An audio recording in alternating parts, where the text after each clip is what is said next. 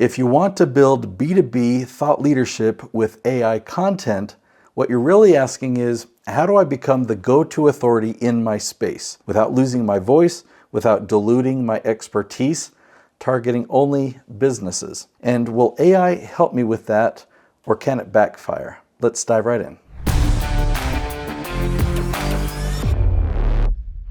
As you build your B2B thought leadership, it's important to ensure that you don't create content that feels generic or replaceable. That's the real concern. AI makes it easier than ever to create content, but it also makes it easier than ever to create content that no one cares about. So before we talk about how to use AI, we need to define what we're actually building. Thought leadership means you are the go-to authority in your space. You own the category. You're known for a specific problem and a solution. You're known by a specific audience, and you're found at the moment that they're looking for that solution. In B2B, that audience is very specific. You're not speaking to consumers, you're speaking to business owners, and the way you build thought leadership starts with the questions that business owners are already asking. Not broad topics, not general content, but very specific questions. Now, imagine a question that is 8, 9, or 10 words long.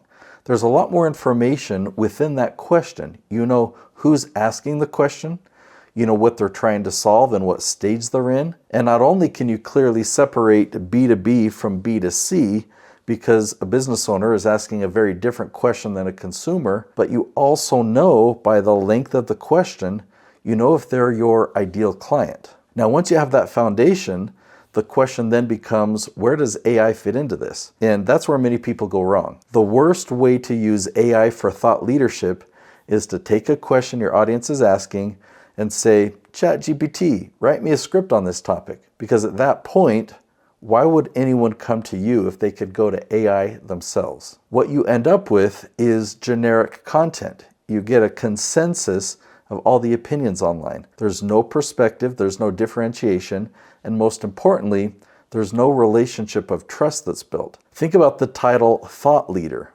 People should understand your thoughts because your thoughts are interesting and because you are the foremost expert in your industry. Now, here's another perspective. Thought leadership is not built on information, it's built on perspective.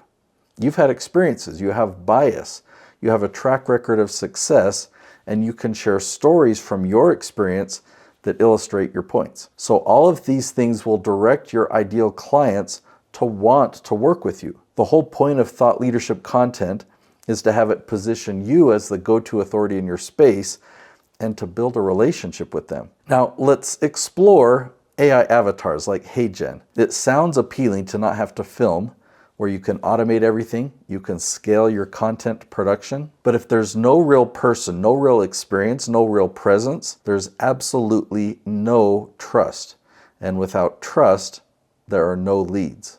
Okay, I'm gonna show you 2 examples here. This is a realtor in New Mexico, and looks like a pretty hip guy. We see right here, we see a really buff individual. I'm just gonna click on this video right here. If you want to pay off your mortgage years earlier and save a huge amount of interest, there is a very simple strategy almost anyone can use. So what do you think about that? This is created by HeyGen, right? This is an AI avatar. Do you feel like you could build a relationship with this person on screen? Let me show you another example. There's a YouTube channel called Your Campaign Coach, and they have put out 1,200 videos. 1,200 videos. So we can see this video from a month ago has had 10 views, 4 views, 2 views, 8 views, 1 view, 2, no views, 6 views. 1,200 views, and this channel has no momentum, and I'll show you why. Have you ever wondered how political campaigns manage to pinpoint exactly where their efforts will have the greatest impact? So this is a faceless video with an AI voiceover. They've created a ton of scripts, had AI record those scripts, and then they've put those scripts to faceless videos. When people are looking for answers, they want somebody who has a personality, who has opinions, who has bias. And ideally, they want to connect with someone who can help them and build a relationship with them, so you can understand why content like we find on these two channels doesn't do that at all. So the goal is not to replace yourself with AI. The goal is to use AI to enhance how you communicate your expertise. Now that requires a completely different approach. AI should not be the source of your content. You are. Now AI is there to help magnify you.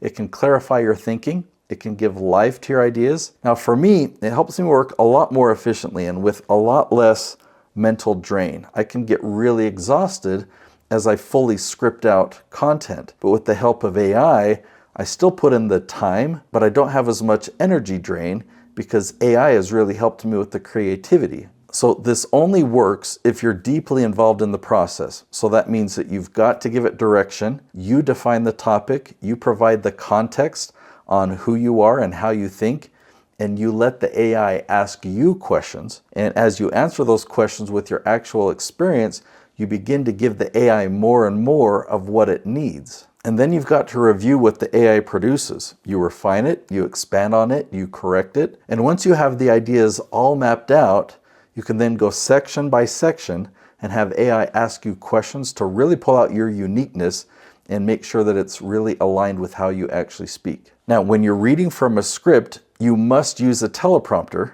but in order for this to work, it has to sound conversational. You don't want to sound like you're reading from a teleprompter. Now back to AI, you most certainly don't want to sound like AI. AI can never replace your perspective, your biases, your lived experiences, your judgment. The moment your content becomes something that could have been written by anyone, it loses all of its power. So as you use AI, and I fully recommend that you do, use it as a tool, not as a replacement. The experts who replace themselves with AI are going to become completely irrelevant in their industry. Instead of becoming a thought leader, they disappear into complete invisibility.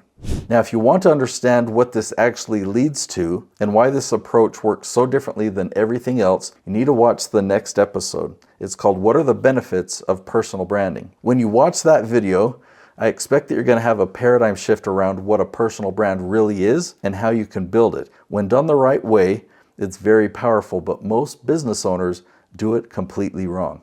I'll see you there.